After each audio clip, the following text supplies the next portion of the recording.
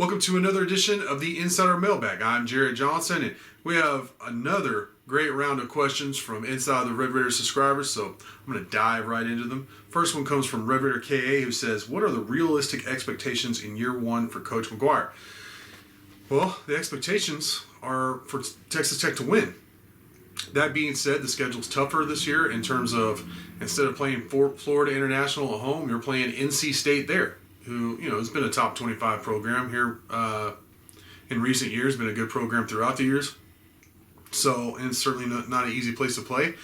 If you're somehow able to emerge from that, if you beat them, you beat Houston, then and emerge 3-0 from non-conference, then that'll be a great start. I do expect Texas Tech to go back to a bowl.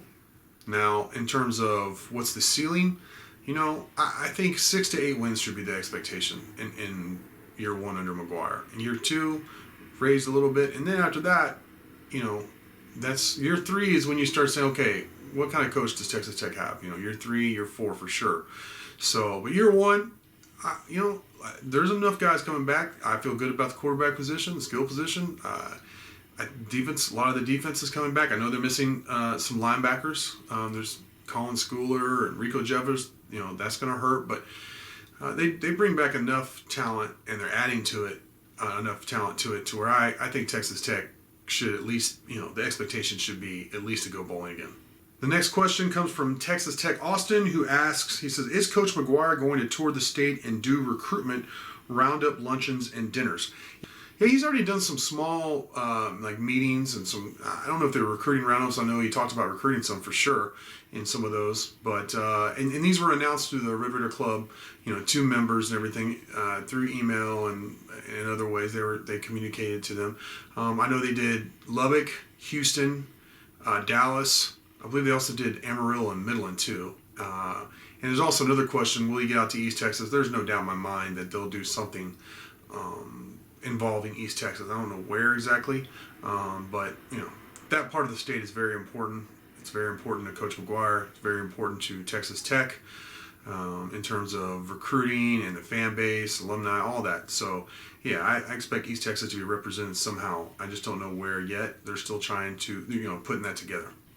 Afros53 asks, do you know if there will be any kind of official introduction, press conference, or of the entire new coaching staff? Yeah, how they normally do it, I think this is smart because it gives them more,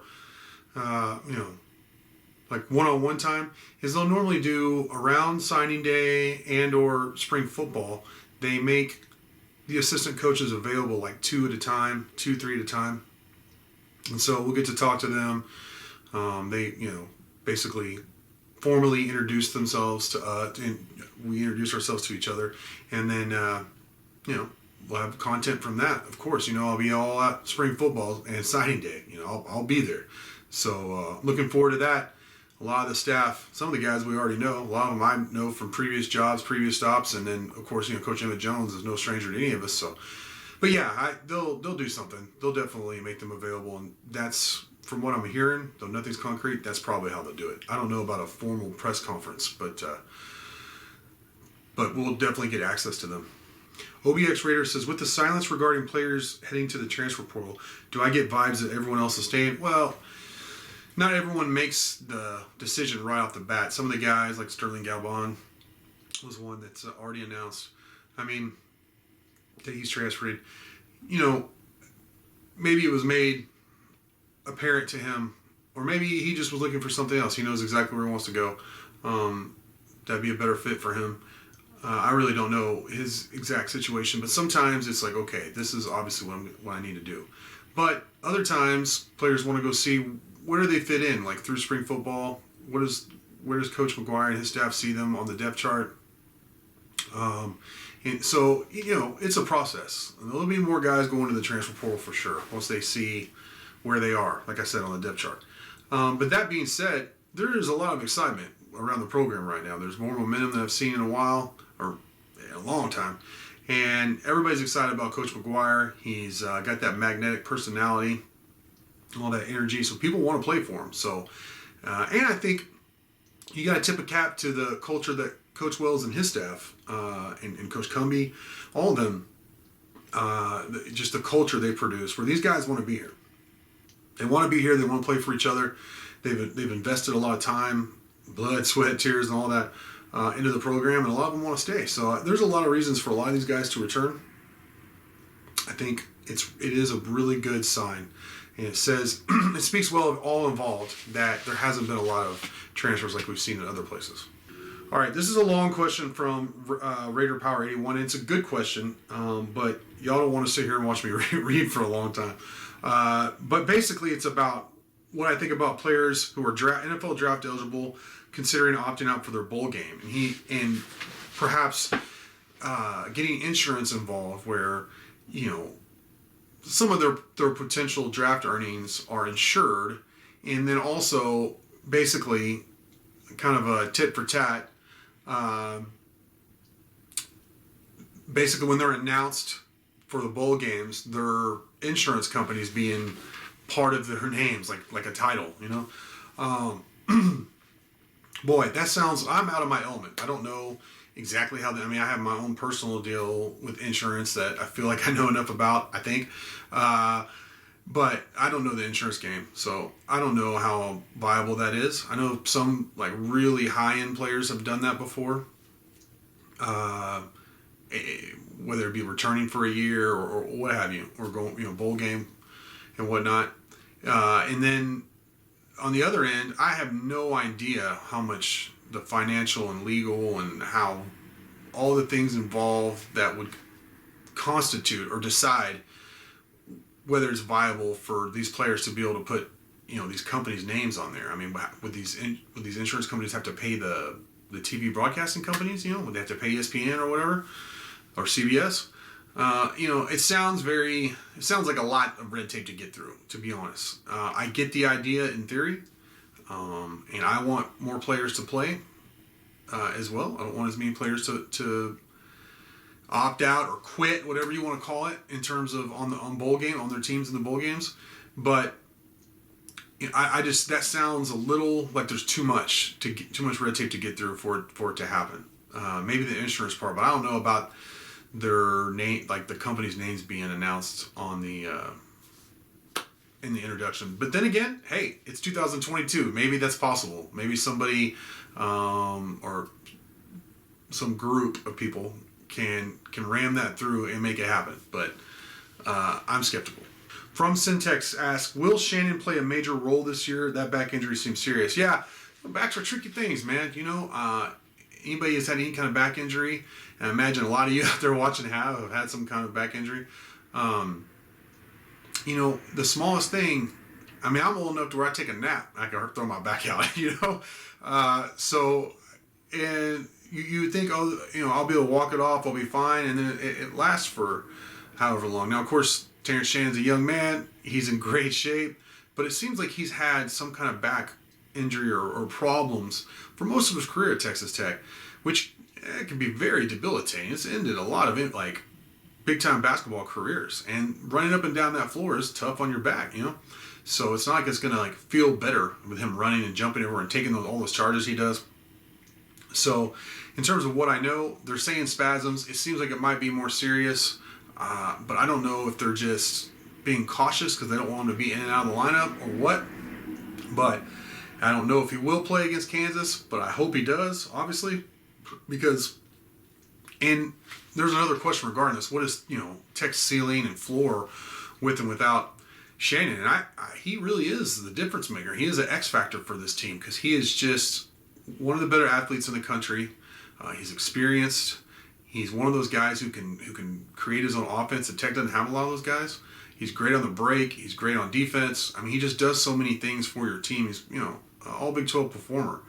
So with him, I think, hey, they're top half of the Big 12, and maybe perhaps the best, the deepest, and the best the Big 12 has been maybe ever, which is saying something. And a Sweet 16 team with Shannon. Without him, honestly, they're middle of the pack in the Big 12. Probably, though that defense is going to help them win some games. And then you're talking about an 8 or 9 seed probably in the tournament. So that's really, if you get in, because like I said, very rough Big 12. So they need Shannon back. They need McGuire back, who was out against Iowa State too. He's an X factor for them. So you get those two guys back, even with some other guys out, you start feeling a lot better. Daniel Bacho, they need him back too. So, because he's a difference maker on defense as a rim protector, and offensively, he does some things for you as a ball screener, offensive rebounder, and a finisher. So, I really need. To me, those are three of your best players right at this point. I know Bacho.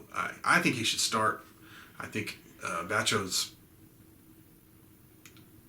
the best big man you have right now. So, and those three guys might be your best players. They're up there anyways on your team. So, got to get those guys back, and used to playing, get their legs under them again, and then, go get it. I think then Tech becomes extremely difficult to contend with. Tech Freak. Where does this bowl win rank with previous bowls? That's tough. You got to think about, what was it, the Inside Bowl? Inside.com Bowl, or whatever it was. The big comeback against Minnesota, whatever bowl game it was. That's up there just because, how did they come back and do that? That was amazing. The Holiday Bowl wins where Sonny Cumbie went off against Cal. Cal was like, 3 in the country or something like that? Aaron Rodgers' team.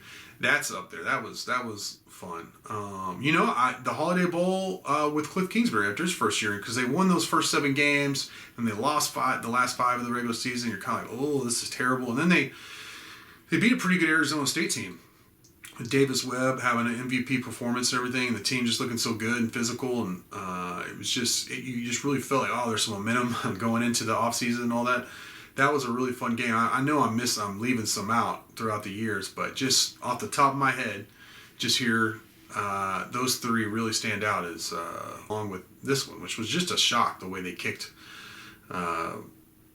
Mississippi State's butt, and to do it against Mike Leach with your defense. I mean, it ranks where it ranks exactly, I don't know, but it's up there near the top just because of that. Tech, all the struggles for all the years on defense to go against Mike Leach, the godfather of the air raid and all that, and all the things that go with his time here at Texas Tech, for the Red Raiders to beat him and stop his defense like that. I mean, it seems unbelievable and also just awesome. Wow. It was a what the heck moment. Like, how did this happen? So it's definitely high up there. All right, final question comes from West Texas Raider, who says, what is your opinion on the drastic imbalance that is being created by the NIL? The huge amounts being hoarded by big alums. And is the NCAA going to create guardrails, so to speak, or will that be a losing cause? First off, I don't know how much bite the NCAA has, period, but it's certainly in college football. I mean, they don't control, the playoffs or anything like that. It's not like how they control the postseason tournaments in the other sports, like in basketball and baseball and what have you. So they're so toothless with football, to be honest, at this point. And they're just not good at what they do. I mean, it's the NCAA.